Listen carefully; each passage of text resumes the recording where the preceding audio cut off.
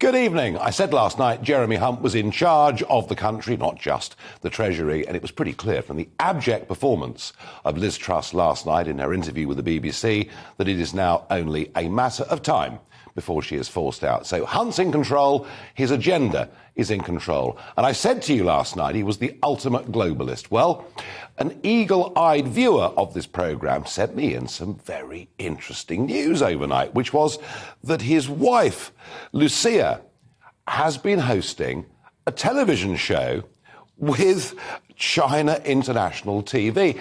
This is a state communist-run television station that not only whitewashes Communist Party's human rights stories, but has no criticism whatsoever of what has happened in Hong Kong. Then I learnt today that in 2016, as a cabinet minister, when Jeremy Hunt was visiting China, there was an agreement made that Sky, on their channel 191, would run a programme called the China Hour. And guess who one of the regular guests was on? Yes, it was Lucia Hunt.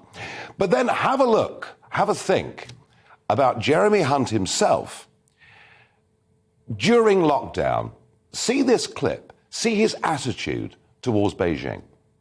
I very much agree with the central point in Gabriel's paper that we should be aiming for zero infection and elimination of the disease, because that is basically the approach taken in countries which have a SARS strategy as opposed to a flu strategy. My sister lives in Beijing, and she flew back to Beijing in the middle of lockdown. And just to give you an idea of the contrast, she was escorted from the airport in Beijing to her home by Ministry of Health officials. She had a police car sitting outside her house periodically. And I'm not saying we go that far in this country, but I just think it's an indication of how serious they are in the countries that have had to deal with SARS about stopping at the root every possible source of infection. So there we are, fulsome praise of the Communist Party in Beijing. We should have locked down much harder in this country.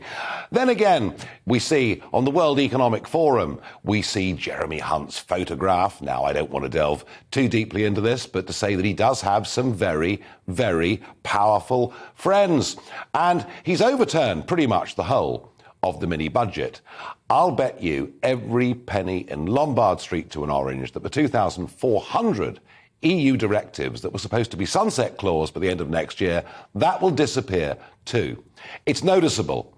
Big government, high-tax globalists are in charge. Everything the Brexiteers in the Conservative Party fought against. And my question tonight is, are the Tory Brexiteers beaten? Let me know what you think. Farage at gbnews.uk or tweet me, #Farage on GBNews.